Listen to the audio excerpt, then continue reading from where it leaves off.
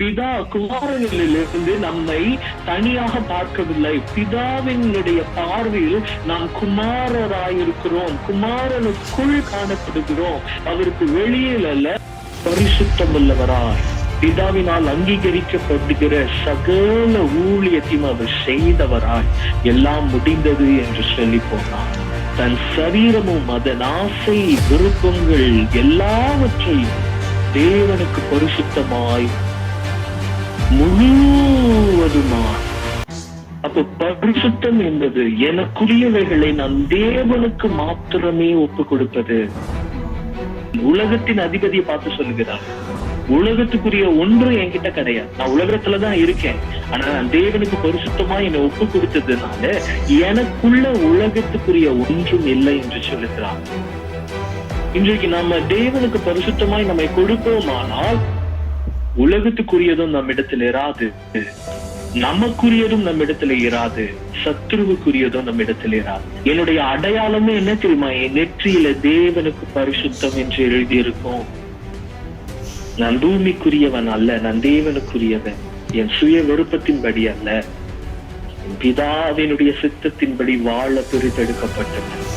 ரெண்டு இடத்துலயும் நான் அமர முடியாது. உலகத்திற்கும் தேவனுக்கும் ஊழியம் செய்ய முடியாது. தேவன் இரண்டு எஜமானுக்கு நீ ஊழியம் செய்ய முடியாது. இதனால் இயேசுவின் நாமமே உலகத்தார் அல்லாதவருடைய நாமம், உலகத்திலிருந்து நம்மை ரட்சிக்க வெளிப்பட்டவருடைய நாமம், இந்த உலகத்தினுடைய அக்கிரமங்களிலிருந்தும் பாவங்களிலும் மறித்திருந்த நம்மை அதிலிருந்து விடுவித்து நம்மை பரலோகத்திற்கு சுதந்திரவாளிகளாய் அவருடைய நாமம் பரிசுத்தப்படுகிற அந்த ஜனத்தார் இடத்துலதான் அவருடைய ராஜ்யம் வரும்.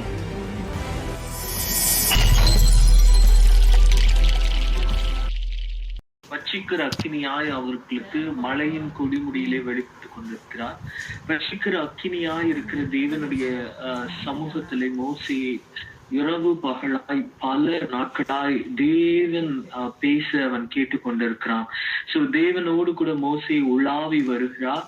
சோ தேவன் ஆசரிப்பு கூடாரத்தை குறித்ததான சகலத்தையும் மோசேக்கு பேசி, இப்போ தேவன் தெரிந்து கொண்ட ஆசாரிய ஊழியரையும் அவர்கள் எப்படி பிரதிஷ்டை பண்ணப்பட வேண்டும், அவர்கள் எப்படி பரிசுத்தம் பண்ணப்பட வேண்டும், அப்படி அவர்கள் எப்படி பிரித்தெடுக்கப்பட வேண்டும் என்று மோசேயின் இடத்துல கர்த்தர் பேசி கொண்டிருக்கிறார்.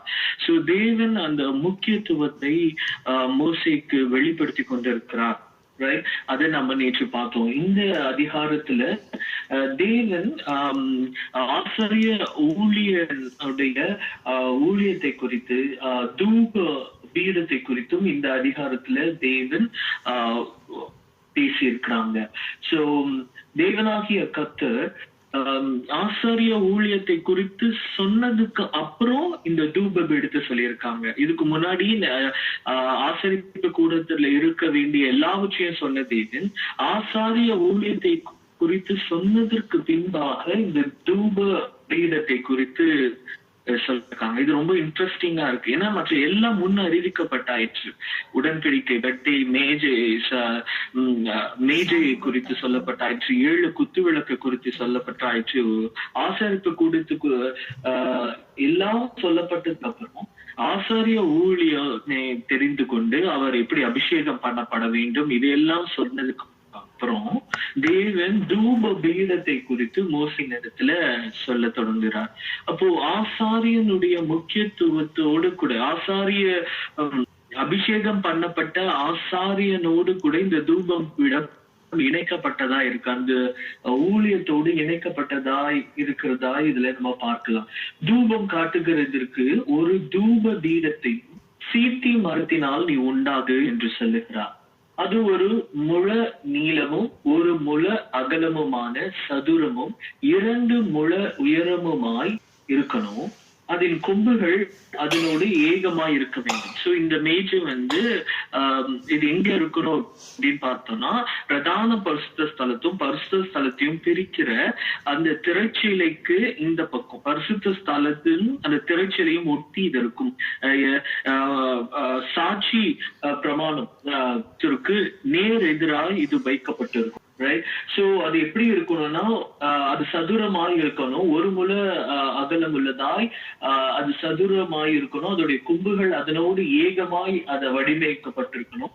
அதனுடைய மேற்புறத்தையும் சுற்றுப்புறத்தையும் அதன் கொம்புகளையும் நீ என்ன செய்யணும்னா பசும் பொன்னால் நீ மூடணும்னு சொல்றாரு. சுற்றிலும் அதற்கு பொன் திறனையை நீ உண்டு பண்ணணும். அதன் திறனையின் கீழே அதன் 2 பக்கங்களிலும் அதை சுமக்கும் தண்டுகளின் இடங்களாகிய அதன் 2 பக்கத்து 2 மூலைகளிலும் 2 பொன் வளையங்களை எதுவுமே சுமக்கத்தக்கதாய் பிரயாணப்படுகிறதாய் இருக்கிறது என்று நம்ம பார்க்கிறோம். அந்த தண்டுகளையும் நீ சீத்தி மரத்தினாலதான் பண்ணணும். அதை கொந்தகத்தினால் மூட கடவா என்று சொல்கிறார். இது நம்மே சொன்னது போல சாட்சி பெட்டிக்கு முன்னிருக்கும் திரைச்சீலைக்கும் அதுக்கு நேர் எதிராக வைக்கப்பட்டு இருக்கணும். கிருபாசனத்திற்கு முன்பாக அதை நீ வைக்கணும். ஆரோன் காலை தோறும் என்ன செய்யணும்னா இதன் மேல் சுகந்த தூபம் காட்ட வேண்டும். மாலையில் விளக்கேற்றும் போதும் அதன் மேல் தூபம் காட்ட கடவன். விளக்குகளை விளக்கும் போதும் அதன் மேல் தூபம் காட்டப்பட வேண்டும். சோ இந்த பலிபீடம் தேவனுடைய சமூகத்திலே சுகந்த வாசனையா இருக்கும்படி அது தூபம் காட்டப்படுதலாய் பயன்படுத்தப்படணும். அது காலையிலும் சரி மாலையும் சரி விளக்குகளை நீ விளக்கும் போதும் அது தூபம் காட்டணும். விளக்கேற்றும் போதும் அது தூபம் காட்ட வேண்டும் என்று சொல்லுகிறார். இது தலைமுறை தலைமுறைக்கும் தேவனுடைய சந்நிதியில் காட்ட வேண்டிய நித்திய தூபமாய் உங்களுக்கு கொடுக்கப்படுகிறது என்று சொல்லுகிறார். அதன் மேல் அந்நிய தூபத்தை ஆகிலும் தகன பலியை ஆகிலும் போஜன பலியாகிலும் நீ படைக்க கூடாது.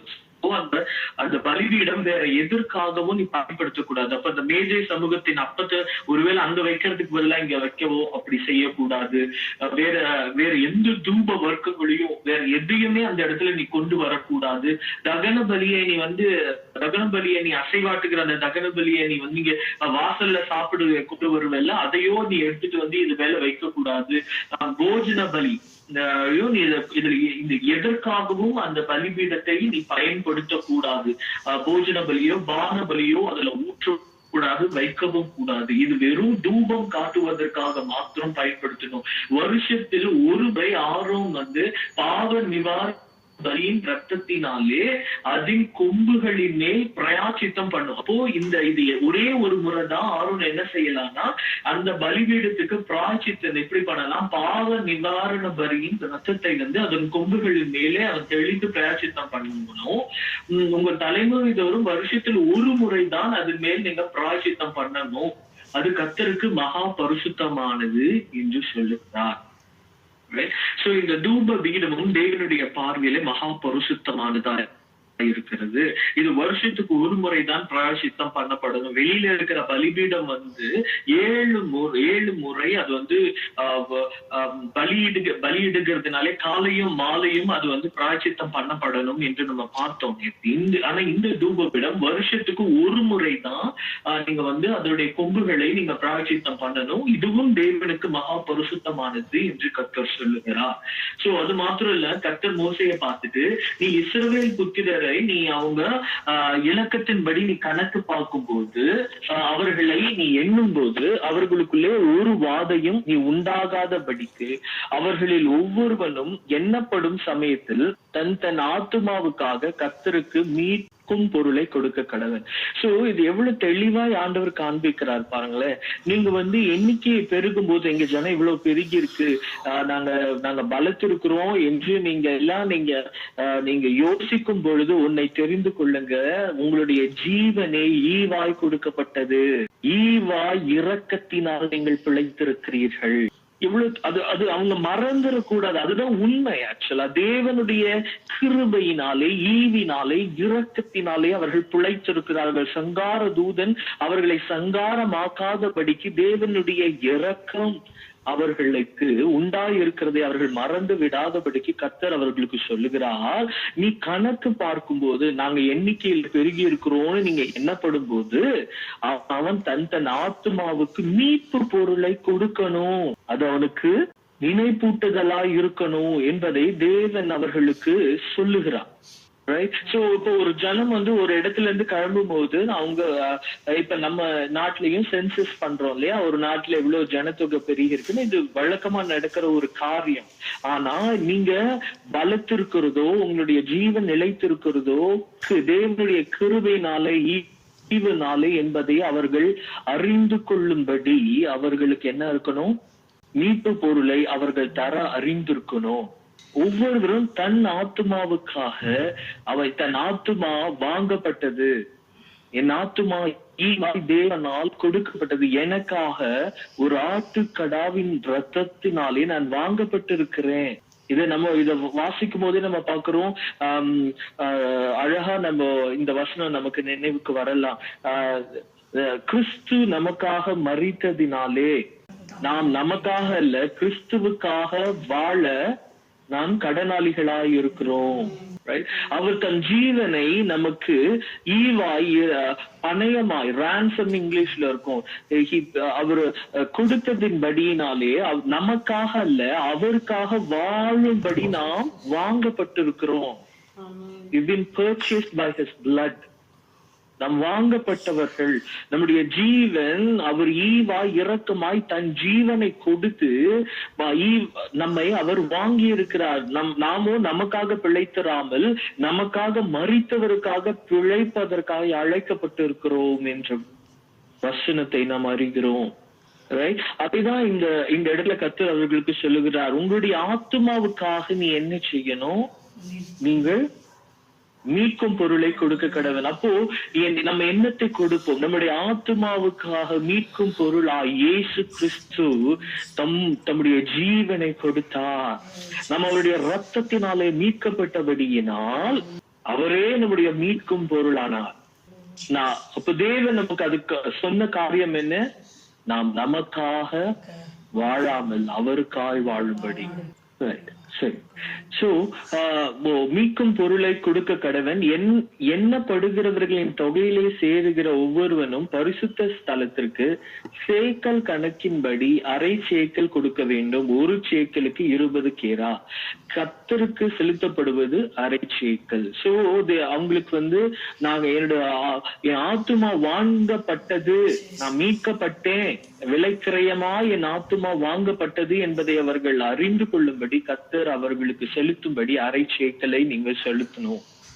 எண்ணப்படுகிறவர்களின் தொகையிலே சேருகிற 20 வயது முதற்கொண்டு அதற்கு மேற்பட்ட ஒவ்வொருவரும் அதை கர்த்தருக்கு செலுத்தணும். இதுல பாருங்களேன், ரொம்ப அழகா ஒரு விஷயத்த சொல்றாரு. 15வது வசனத்துல நீங்க ஆத்மா வாங்கப்பட்டது என்பதை நீங்க நினைவு கூறும்படிதான் செலுத்தணுமே தவிர, நான் பணக்காரன், என் ஆத்மாவுக்காக நான் நிறைய காசு கொடுக்க முடியும், நான் தரித்திரன், என்னால எனக்கு காசே தர முடியாதுன்னு சொல்ல முடியாது. நீ ஐஸ்வர்யவானா இருந்தாலும் அரை சேக்கல் தான் தரணும். நீ தரித்திரனாய் இருந்தாலும் அரை சேக்கல் தந்தே ஆக வேண்டும். அப்படியே என்று அவர் சொல்ல தெளிவாய் அவர் அரை சேக்கல் நீங்க கொடுக்கணும். ஏன்னா உங்க ஜீவன் வாங்கப்பட்டது. நான் தரித்திரன், எனக்கு வேற இல்லைன்னு சொல்ல முடியாது.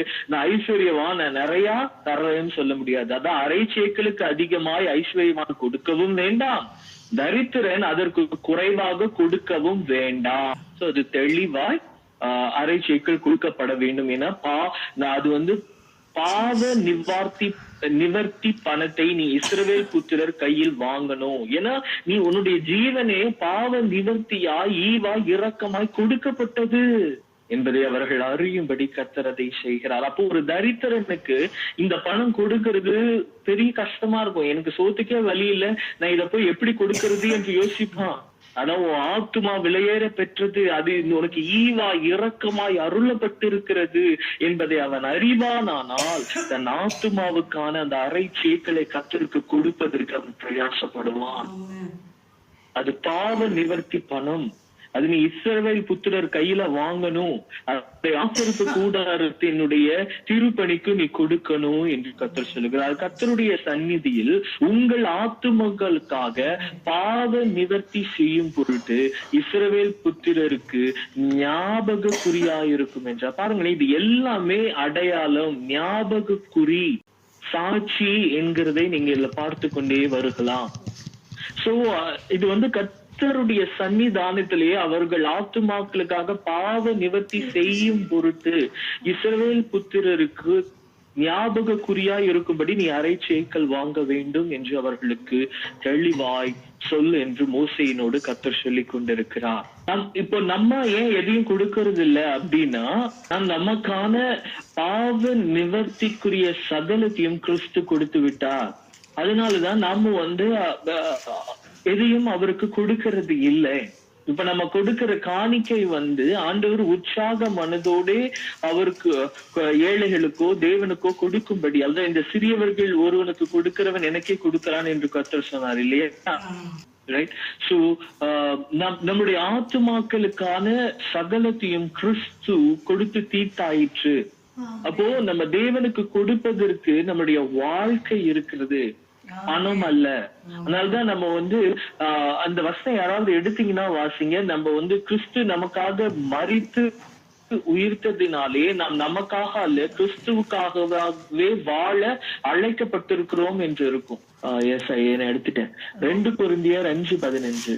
பிழைத்திருக்கிறவர்கள் இனி தங்களுக்கென்று பிழைத்திராமல் தங்களுக்காக மரித்து எழுந்தவருக்கென்று பிழைத்திருக்கும்படி அவர் எல்லாருக்காகவும் மரித்தார் என்றும் நிதானிக்கிறோம். அவர் நமக்காக மரித்ததின் நோக்கமே, நமக்காக அவர் சகலத்தையும் கொடுத்து நோக்கமே நாம் அவருக்காக பிழைத்திருக்கும்படி. சோ நாம் அவருக்கு கொடுக்கிற பாவ நிவர்த்தி என்ன? என் ஜீவனையே நான் அவருக்கு கொடுக்கிறது, நான் அவருக்காய் பிழைக்கும்படி. ரைட். அப்போ தேவனுடைய பிதாவினுடைய சமூகத்தில் கிறிஸ்துவே நம்முடைய நினைப்பூட்டுதலாய் அமர்ந்திருக்கிறார். நம்முடைய பாவ நிவர்த்தி பலியாய், நம் ஆத்துமாக்களுக்காய் பாவ நிவர்த்தியின் பலியாய், நம்முடைய விலை பொருளாய், நம்முடைய விலையேற பெற்ற பொக்கிஷமாய், நமக்குரிய சுதந்திரமாய் பிதாவினுடைய சந்நிதியில் இயேசு கிறிஸ்துவே நமக்காய் நம்முடைய நினைப்பூட்டுதலாய். அதனால்தான் பிதா அவரை பார்க்கிற பொழுது நம்மை பார்க்கிறாராம். கிறிஸ்து இயேசுவுக்குள் பிதா நம்மை அறிகிறார். அதனால்தான் கிறிஸ்து இயேசுவுக்குள் நம்முடைய ஜீவன் மறைக்கப்பட்டிருக்கிறதா, கிறிஸ்து இயேசுவின் சரீரமாய் நாம் கட்டி எழுப்பப்படுகிறோமா. பிதா குமாரனை எப்படி பார்க்கிறாரோ அவரில் நம்மையும் அப்படியே பார்க்கிறார். பிதா குமாரனிலிருந்து நம்மை தனியாக பார்க்கவில்லை. பிதாவினுடைய பார்வையில் நாம் குமாரராயிருக்கிறோம், குமாரனுக்குள் காணப்படுகிறோம். அவருக்கு வெளியில் அல்ல, அவருக்குள் அவருடைய உடன் சுதந்திரவாளிகளாய், அவருடைய சரீரமாய், பிதாவினுடைய பார்வையில் கிறிஸ்துவை அவர் நேசிக்கிற அந்த நேசம், அதே நேசம் அவருடைய சரீரமாகிய நமக்கும், கிறிஸ்துவை நேசிக்கிற அவருடைய அதே அன்பு அவருக்குள் மறைக்கப்பட்டிருக்கிற நமக்கும் அருளப்படுகிறதாம். கிறிஸ்துவே பிதாவினுடைய சன்னிதானத்தில் நம்முடைய நினைப்பூட்டுதலாய் அவர் இருக்கிறார். சோ அதைதான் நம்ம இதுல பார்க்கிறோம். சோ ஐஸ்வர்யானோ தரித்திரனோ தன் ஆத்துமாவுக்குரிய பாவ நிவர்த்தி பணத்தை அவன் கொடுக்கணும். ஏன்னா அது தேவனுடைய சன்னிதானத்தில் ஞாபக குறியாய் இருக்கிறது என்று கர்த்தர் மோசேயினோடு சொல்லுகிறார். மறுபடியும் கர்த்தர் கழுவுகிறதற்கு வெண்கலத்தால் ஒரு தொட்டியை பண்ணி செய்ய, அந்த வெண்கலத்தால் அதன் பாதத்தை உண்டாக்கு. அது என்னன்னா கழுவுவதற்காக. இவங்க இப்போ பரிசுத்த ஸ்தலத்திற்குள்ள போகிறதுக்கு முன்பாக இவங்க என்ன பலியிட்டுட்டு அந்த ரத்தம் இதெல்லாம் இருக்குல்ல, அப்ப கையிலயோ காலையோ அவங்க என்ன செய்வாங்க, வெண்கலத்தால ஒரு தொட்டி இருக்கும், அதுல அவங்க கழுவிட்டு ஆசரிப்பு கூடாரத்திற்குள்ள போவாங்க.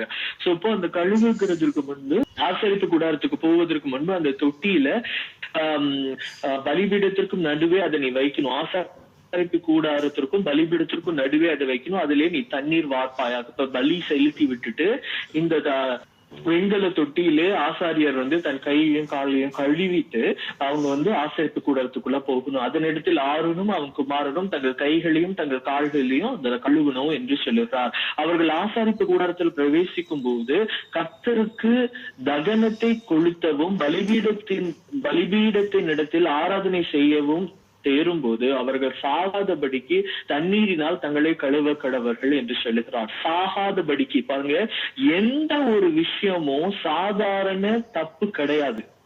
அதுதான் இங்க ஒவ்வொரு விஷயத்தையும் பாத்தீங்கன்னா சாகாதபடிக்கு. ஒருவேளை இதுல அவங்க தப்பு செய்தாங்கன்னா அவங்க சாகடிக்கப்படுவாங்க. மிக கவனமாய் பயபக்தியோடு நடுக்கத்தோடு தேவனுடைய சன்னிதானத்தில் சேருகிறவன், இப்போ உங்களுக்கு இந்த வார்த்தை புரியும், உங்களுடைய சரீரத்தையும் ஆத்துமாவையும் அழிக்க வல்லவருக்கே பயப்படுங்கள். அவர் அது சரீரத்தை அழிக்க வல்லவர் என்பதை அவர் வெளியரங்கமாவே சொல்லுகிறார். சாகாதபடிக்கு நான் சொல்கிறத நீ செய்யாதபடி நீ வருவாயானால் நான் அபிஷேகம் பண்ணினேன், நான் தெரிந்து கொண்ட அந்த ஆசாரியனே ஆனாலும் அவன் செத்து போவான். சோ அப்போ அவர்கள் சாகாதபடிக்கு தண்ணீரினால் தங்களை கழுவ கடவர்கள் என்று அவர் சொல்லுகிறார். அவர்கள் சாகாதபடிக்கு தங்கள் கைகளையும் கால்களையும் கழுவிட்டு, இது அவங்களுக்கு தலைமுறை தோறும் அவனுக்கும் ஆசாரிய ஊழியத்துக்கு என்று தெரிந்து கொள்ளப்பட்டவர்களுக்கும் நித்திய கட்டளையாயிருக்கும் என்றார். ரைட். சோ இது சொல்லிட்டு பின்னும் கர்த்தர் மோசேயை நோக்கி, நீ மென்மையான சுகந்த வர்க்கங்களாகிய சுத்தமான வெள்ளை போலத்தை எடுக்கணும்.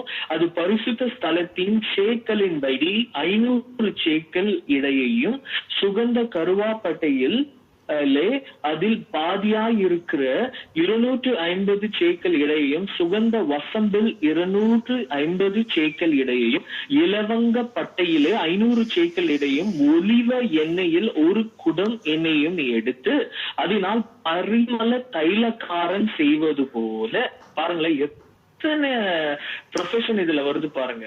இதெல்லாம் ஒரே மனுஷனிடத்துல கத்த சொல்லி கொண்டு வருகிறார். இப்ப என்னாச்சு, இப்ப எண்ணெய் தயாரிக்கிறது இல்ல, சுகந்த வர்க்கத்தை அவர் தயாரிக்கணும். மோசே தைலக்காரன் பரிமள தைலத்தை தயாரிக்கிறது போல நீ செய்யணுங்கிறாங்க. கூட்டப்பட்ட பரிமள தைலமாகிய சுத்தமான அபிஷேக தைலத்தை நீ உண்டு பண்ணு, அது பரிசுத்த அபிஷேக தைலமாயிருக்க கடவுது என்று சொல்லுகிறார். தேவன் அவர்களுக்கு பரிசுத்தம் என்று சொல்லுகிற பொழுதெல்லாம் அது பிரித்தெடுக்கப்பட்டது. அது மற்றவங்க வேற எந்த காரியத்திற்காகவும் பயன்படுத்த கூடாது. அது மற்ற எந்த வேலைக்கோ வேற எந்த காரியத்திற்குமோ அந்நியர்கள் மத்தியிலோ மனுஷர்களுடைய சாதாரண நடைமுறையிலோ பயன்படுத்த கூடாது, செய்யக்கூடாது என்பவை எல்லாம் பிரித்தெடுக்கப்பட்ட அந்த செயலை கர்த்தர் பரிசுத்தம் என்று அவர்களுக்கு நிழலாய் அடையாளப்படுத்துகிறார். அதனாலதான் சொல்றாரு பாருங்க, இந்த தைலம் பரிசுத்த அபிஷேக தைலமா இருக்கணும்.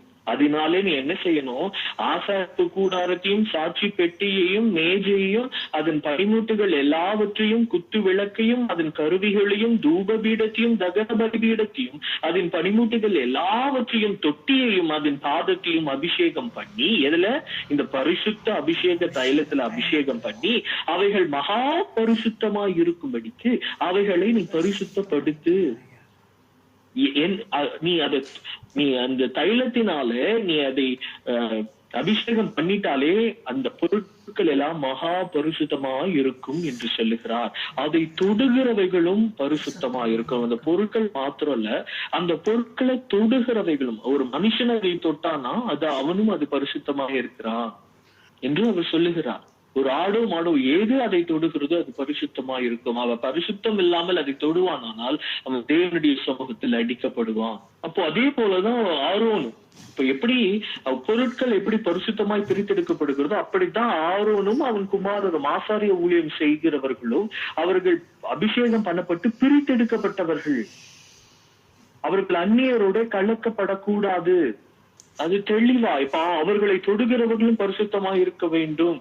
அவர்கள் பிரித்தெடுக்கப்பட்டவர்கள் தேவனுடைய சமூகத்துல. சோ இப்ப இது நீ இஸ்ரவேல் புத்திரர் எல்லார்கிட்டையும் சொல்லு, இது ஆண்டவர் சொல்றாரு, நீ பேசி கொள்ளணுங்கிறாரு. உங்க தலைமுறை தோறும் இந்த அபிஷேக தைலம் எனக்கு பரிசுத்த அபிஷேக தைலமா இருக்கணும்னு ஆண்டவர் சொல்றாரு. அப்படின்னா எனக்குரிய அபிஷேகத்திற்காக மாத்திரம்தான் இந்த தைலத்தை செய்யணும், இந்த தைலத்தை பயன்படுத்தணும். அததான் 32வது வசனத்துல பாக்குறோம். இத இந்த தைலம் நல்லா வாசனையா இருக்குங்கிறதுக்காக இந்த தைலத்துடைய செய்முறையை செய்து எவனும் தன் சரீரத்துல பயன்படுத்த கூடாது. இது செய்யப்பட்ட முறைமையபடி வேறு ஒரு தைலத்தை செய்யவும் கூடாது. ஏன்னா இது எனக்குரியது, இது பரிசுத்தமானது. இது உங்களுக்கும் பரிசுத்தமா இருக்கணும். அது எனக்குரியதா, எனக்காக மாத்திரம் பயன்படுத்தப்படணும். இதை தேவனுடைய ஆலயத்திற்காக தான் இதை செய்யணும். தேவனுடைய ஆலயத்துல மாத்திரம்தான் இதை பயன்படுத்தணும். பர்சனல் யூஸுக்கு செய்யக்கூடாது. ஒருவேளை இந்த முறைமை எவனாவது பார்த்து கத்துக்கிட்டு அவன் செய்தானால், அதை எடுத்து அந்நியவன் கிட்ட வித்தானாலோ, இது பாருங்க இந்த வாசனை எப்படி இருக்கு, எங்க ஆலயத்துல இந்த தைலத்தை தான் பயன்படுத்துறாங்கன்னு சொல்லி அந்நியன் மேல கொடுத்தானோ வித்தானோ, அவன் அறுப்புண்டு போக கடவன் என்று சொல் என்கிறார். அப்படின்னா அவன் கொல்லப்படணும். இராதபடிக்கு, தன் ஜனத்தாரிடத்தில் இராதபடி அவன் அறுப்புண்டு போக கடவன். தேவன் அவனை புறம் தள்ளுகிறார். அதுதான் பரிசுத்தம் என்று சொல்லுகிறார். பரிசுத்தத்தை அது தேவனுக்காக மாத்திரம்தான் பயன்படுத்தணும்.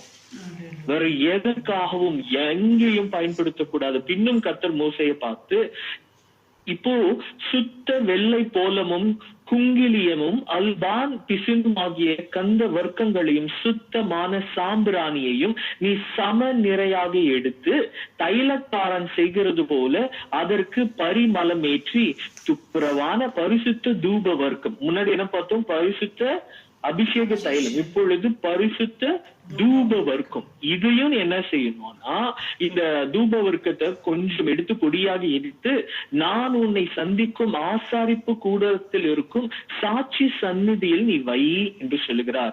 அது உங்களுக்கு மகா பரிசுத்தம். அப்ப இந்த தூபம் தேவனுடைய பரிசுத்த கூடாரத்தில் மாத்திரம்தான் இந்த தூப வாசனை இருக்கணும். அது மகா பரிசுத்தமா இருக்கணும். இந்த தூபத்தை வேற எங்கேயும் செய்யவும் கூடாது, எங்கேயும் பயன்படுத்தவும் கூடாது. இதை செய்ய வேண்டிய முறைமையே யாருக்கும் செய்து கொள்ளலாகாது. இது கர்த்தருக்கு என்று உனக்கு பரிசுத்தமாய் இருப்பதாக என்று சொல்லுகிறார். இதற்கு ஒப்பானதை முகருகிறதற்காக செய்கிறவன், அதாவது இதை எப்படிதான் வாசனை வருதுங்கிறத எவனாவது இதுக்கு ஒப்பானது செய்தானா அவனும் ஜனத்தில் இராதபடி அறுப்புண்டு போக கடவன் என்றார்.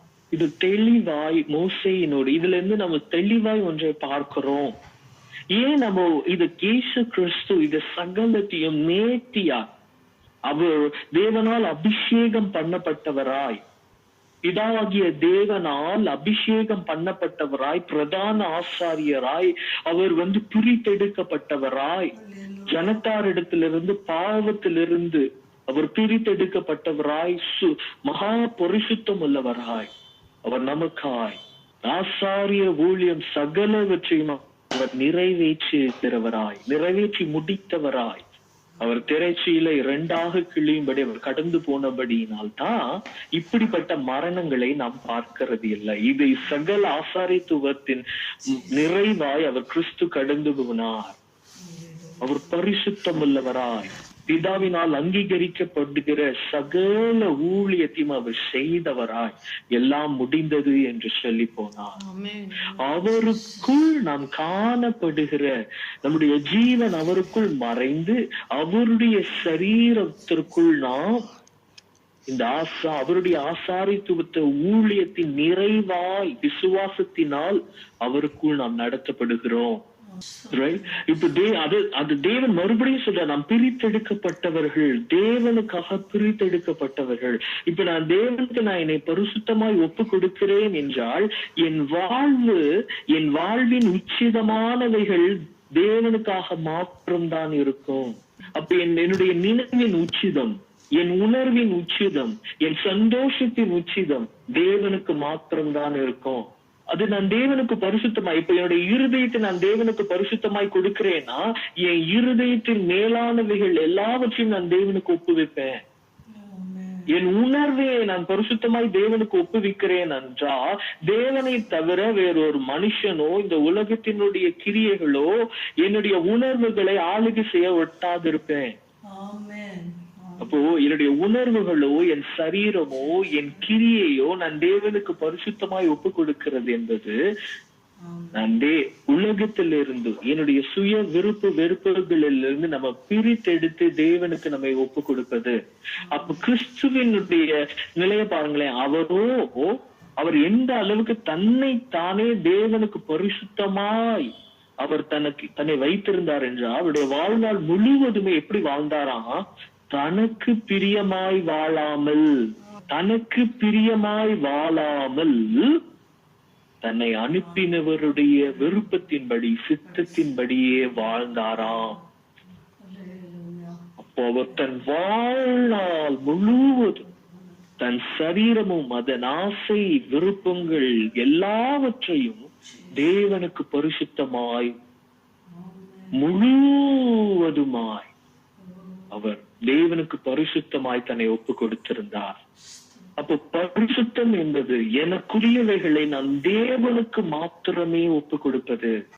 வேற எதற்கும் எந்த நிலையிலும் வேற எங்கேயும் நான் செலுத்தாமல் இருப்பது. நீங்க யூதர்கள் அநேக அந்த காரியங்கள் செய்தாங்க. அவங்க தேவனுடைய நாமத்தை தேவனுக்கு மாத்திரம் தான் பயன்படுத்துவாங்க.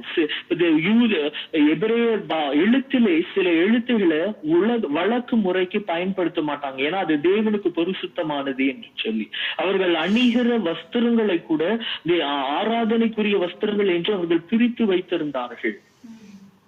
இன்றைக்கு நாம தேவனுக்கு பரிசுத்தமாய் நம்முடைய வாழ்வை எப்படி அர்ப்பணித்திருக்கிறோம்? தேவனுக்கு பரிசுத்தமானது என்பது தேவனுக்கு மாத்திரம்தான். அது உலகத்துக்கு நான் கொடுக்க மாட்டேன். சில நேரத்தை கொடுப்பாங்க, நான் இந்த நேரத்தை தேவனுக்கு பரிசுத்தமாக்கி கொள்ளுகிறேன். நீங்க அதனால்தான் அந்த ஓய்வு நாளை குறித்து யூதர்கள் இன்றும் அது ரொம்ப ஜாக்கிரதையா, ஏன்னா அவர்கள் அந்த நாள் தேவனுக்குரியது. இந்த நாளிலே நான் மற்ற நாளிலே நான் செய்கிற காரியத்தை செய்ய மாட்டேன், இந்த நாளை நான் தேவனுக்கு பரிசுத்தமாய் கொடுக்கிறேன் என்று சொல்லி அந்த ஓய்வு நாளை பரிசுத்தமாய் ஆசரிக்கிறார்கள். ஏன் அதை பரிசுத்தம்? அது தேவனுக்குரியது. அந்த நாளை என்னுடைய சுய விருப்பு வெறுப்பு தேவைக்காக நான் பயன்படுத்த மாட்டேன்.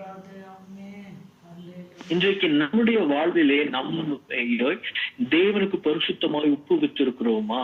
இது தேவனுக்குரியது, இதை நான் யாருக்கும் கொடுக்க மாட்டேன், எனக்குமே நான் கொடுக்க மாட்டேன். எனக்கு என்ன தேவை, என் சுய விருப்பு வெறுப்புகளுக்கு கூட நான் தராதபடி என் வாழ்க்கை நான் என் தேவனுக்கு ஒப்பு கொடுப்பேன். அதுதான் தேவனுக்கு பரிசுத்தமாய் பிரித்தெடுக்கப்படுவது.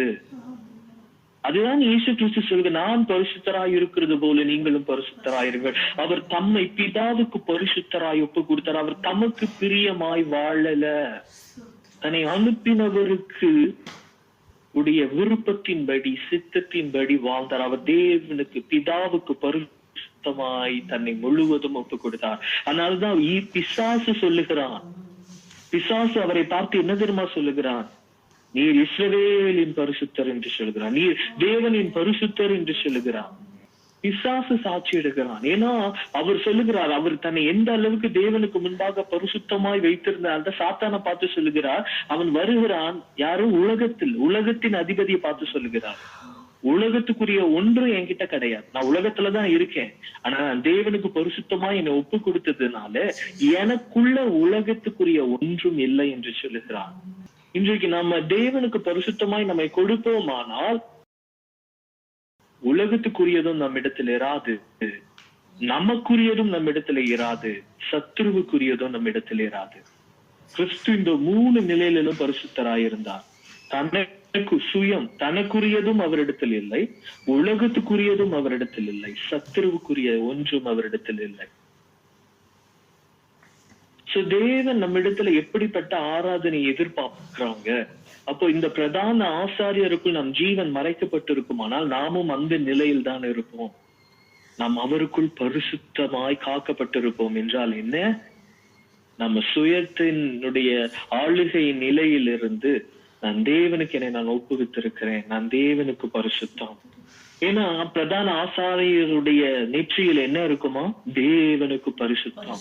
அப்போ நம்ம பாடல் பாடுகிறோம், பயங்கரமா இந்த வசனத்தை சொல்லி ஆர்ப்பரிக்கிறோம். ஆனா என்னுடைய அடையாளமே என்ன தெரியுமா? என் நெற்றியில தேவனுக்கு பரிசுத்தம் என்று எழுதி இருக்கும். அப்போ நான் தேவனுக்கு பரிசுத்தமாக இருக்கிறேனோ? என் வாழ்க்கையில நான் தேவனுக்கு பரிசுத்தமாக இருக்கிறேன், நான் பிரித்தெடுக்கப்பட்டு இருக்கிறேனா? சத்துருவின் இடத்திலிருந்து, உலகத்தின் இடத்திலிருந்து, என் சுயத்தின் இடத்திலிருந்து நான் பிரித்தெடுக்கப்பட்டு இருக்கிறேனா? நான் தேவனுக்கு பரிசுத்தமா இருக்கிறேன். தேவன் மோசேயின் இடத்துல பேசிக் கொண்டிருக்கிறார். இந்த அபிஷேகமே என்ன? பிரித்தெடுக்கப்படி தேவன் கொடுக்கிறார். பரிசுத்த ஆவியானவர் அருளப்பட்டதின் நோக்கமே என்ன? நாம் பிரித்தெடுக்கப்படும்படி. பரிசுத்த தேவனுடைய அபிஷேகம், பரலோக தேவனுடைய அபிஷேகம், பரலோக தகப்பனுடைய அபிஷேகம். எல்லா நிலையிலும் உறவின்படியும் நான் பரலோகத்துக்குரியவன். அதனால்தான் பரலோகத்தில் இருக்கிற தகப்பனுடைய அபிஷேகம். உறவின்படி உலகத்திலிருந்து பிரித்தெடுக்கப்பட்ட பரிசுத்தம். என்னுடைய அடையாளத்தின்படி பரலோகத்துக்குரியவன். அதனால் பரலோகத்தின் பரிசுத்த ஆவியானவருடைய அபிஷேகம். நான் உலகத்தான் அல்ல, நான் பரலோகத்துக்குரியவன் என்கிறது நான் பரத்திலிருந்து அருளப்பட்ட அபிஷேகம். நாம் பிரித்தெடுக்கப்பட்டவர்கள், உலகத்திலிருந்து சுயத்தின் உறவுகளிலிருந்து பிரித்தெடுக்கப்பட்டவர்கள். அதுதான் இந்த பரிசுத்தாவியானுடைய அபிஷேகமே, நான் பிரித்தெடுக்கப்படுவதற்கென்று.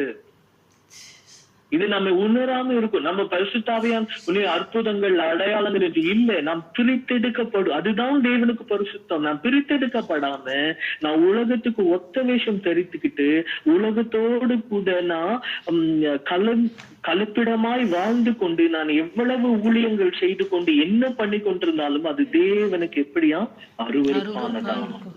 ஏன்னா நான் தேவனுக்கு பரிசுத்தமா இல்ல. தேவனுக்கு பரிசுத்தமா இல்லாம நான் தேவ சந்நிதியில போக முடியாது. அததான் சொன்னார். நம்ம நேற்று பார்த்தோம், தேவனுக்கு பரிசுத்தம் என்கிற அந்த பட்டத்தை அவன் தன்னுடைய நெற்றியில் அவனுடைய அந்த கிரீடத்தில் தெரியாமல் தேவனுடைய சமூகத்தில் வரக்கூடாது.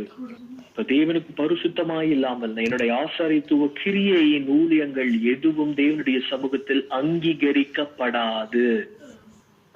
நம்ம எல்லாம் செய்திடலாம், கிரியையின்படி எல்லாம் செய்தலாம். ஆனா நான் தேவனுக்கு பரிசுத்தமா இருக்கிறேனோ, நான் பிரித்தெடுக்கப்பட்டு நான் உலகத்தான் அல்ல, நான் தேவனுக்குரியவன், நான் பூமிக்குரியவன் அல்ல, நான் தேவனுக்குரியவன். என் சுய விருப்பத்தின்படி அல்ல, என் பிதாவினுடைய சித்தத்தின்படி வாழ பிரித்தெடுக்கப்பட்டவன். அப்போ பரிசுத்த ஆவியானவர் குறித்து பவுல் தெளிவா அவர் சபையாருக்கு எழுதுகிறார். நம்ம ஆல்ரெடி அதை நம்ம வாசித்தோம் இல்லையா? பரிசுத்த ஆவியானவர் உங்களிடத்தில் வந்து பிதாவின் சித்தத்தை உங்களுக்கு விளங்க பண்ணுவார். ஏன்னா அதுதான் பரிசுத்த பாதை, அதுதான் பரிசுத்தமாகுதல். பரலோக அபிஷேகத்தினால் நம்மை நிரப்புகிற பரிசுத்த ஆவியானவர் நம்மளை பிரித்தெடுப்பார், பிதாவுக்கு பிரித்தெடுக்கிறார். அந்த பிரித்தெடுத்துல என்ன, சாதாரண உலகத்தில் இருக்கிறவங்க அவங்க சுய விருப்பத்தின்படி இருப்பாங்க. ஆனா பிதாவினாலே தெரிந்து கொள்ளப்பட்ட அபிஷேகம் பண்ணப்படுகிறவர்கள் பிதாவின் சித்தத்தின்படி வாழ்வார்களாம். அதைதான் இந்த அபிஷேக தைலம். அது ஏன் தேவனுக்கு பரிசுத்தமாய் இருக்கிறது? நம்முடைய தூபமும் தேவனுக்கு பரிசுத்தமாய் இருக்கிறது.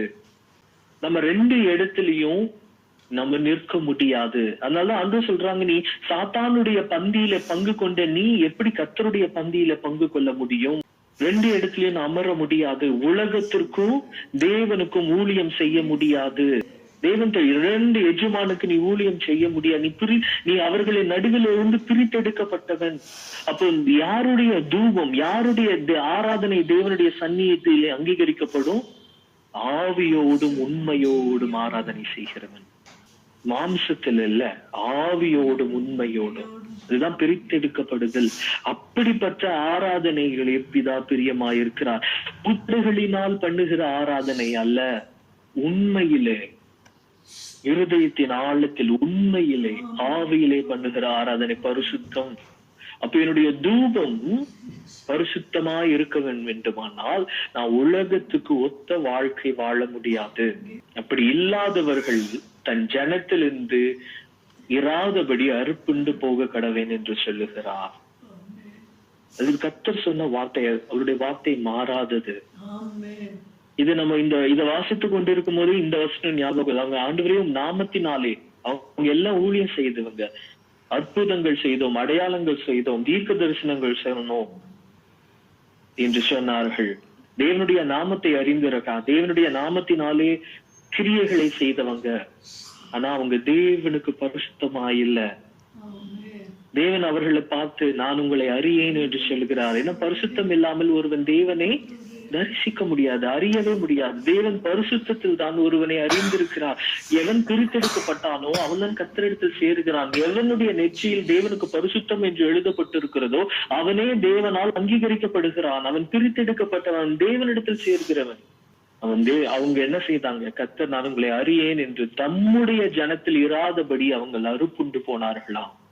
அப்ப நான் தேவனுடைய ஜனம், தேவனுடைய பிரித்தெடுக்கப்படுகிற அந்த ஜனத்தில் நான் அடையாளப்பட வேண்டுமானால் நான் தேவனுக்கு பரிசுத்தமாய் என் ஜீவனை, என் வாழ்வை நான் ஒப்பு கொடுத்திருக்க வேண்டும். பிரித்தெடுக்கப்பட்டவர்கள் தேவனுடைய சமூகத்தில் அங்கீகரிக்கப்படுகிறார்கள். அவர்களே தேவனுக்கு பரிசுத்தமானவர்கள்.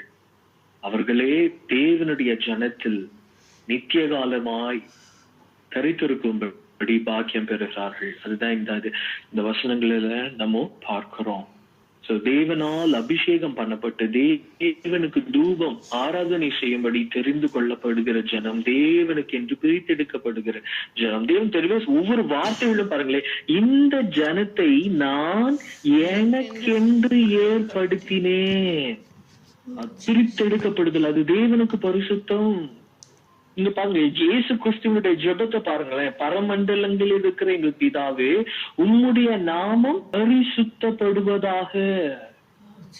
அப்போ அவருடைய நாமம் என்னை அவருக்கென்று பிரித்தெடுக்கிற பரிசுத்தம்.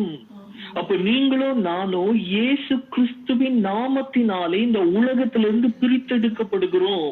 ஏனால் இயேசுவின் நாமமே உலகத்தார் அல்லாதவருடைய நாமம். உலகத்திலிருந்து நம்மை ரட்சிக்க வெளிப்பட்டவருடைய நாமம். இந்த உலகத்தினுடைய அக்கிரமங்களிலிருந்தும் பாவங்களிலும் மறித்திருந்த நம்மை அதிலிருந்து விடுவித்து நம்மை பரலோகத்திற்கு சுதந்திரவாளிகளாய் பிதாவாகிய தேவன் வெளிப்படுத்தின நாமம் இயேசு என்கிற நாமம். அந்த இயேசு என்கிற நாமத்தினாலே இந்த உலகத்திலிருந்து நாம் பிரித்தெடுக்கப்பட்டு பாதுகாக்கப்பட்டு பரலோகத்தில் சேர்க்கப்படும்படி பிதாவினால் அருளப்பட்ட அந்த நாமம் நம்மிடத்திலே பரிசுத்தப்படுவதாக என்று சொல்லுகிறார். அவருடைய நாமம் பரிசுத்தப்படுகிற அந்த ஜனத்தார் இடத்துலதான் அவருடைய ராஜ்யம் வரும். பரலோகத்துல இருக்கிற எங்கள் பிதாவே, உம்முடைய நாமம் பரிசுத்தப்படுவதாக, உம்முடைய ராஜ்யம் வருவதாக. அப்போதான் உம்முடைய பரத்தில் உம்முடைய சித்தம் செய்வது போல இந்த பூமியிலும் எங்க பிதாவினுடைய நாமம் பரிசுத்தப்படுகிற தலம், ஜனம். பிதாவின் இடத்திலே நம்மை பிரித்தெடுக்கும்படி வெளிப்பட்ட அவருடைய நாமம் தான் நம்ம இடத்துல பரிசுத்தமாயிருப்பதாக இருக்கிற அந்த ஜெபத்தை நம்ம பார்க்கிறோம். நம் தேவனுக்காய் பிரித்தெடுக்கப்பட்டவர்கள் என்பதை நம்ம அறிவோம். ஆனால் இந்த உலகத்திற்கு ஒத்த வேஷமோ, இந்த உலகத்தினால் கரைப்படாதபடி நம்முடைய வஸ்திரங்களை காத்து கொள்ளவோ நாம் ஜாக்கிரதை அளவுகளாயிருப்போம். இந்த வார்த்தைகளை நமக்கு ஆசீர்வதிப்பார்.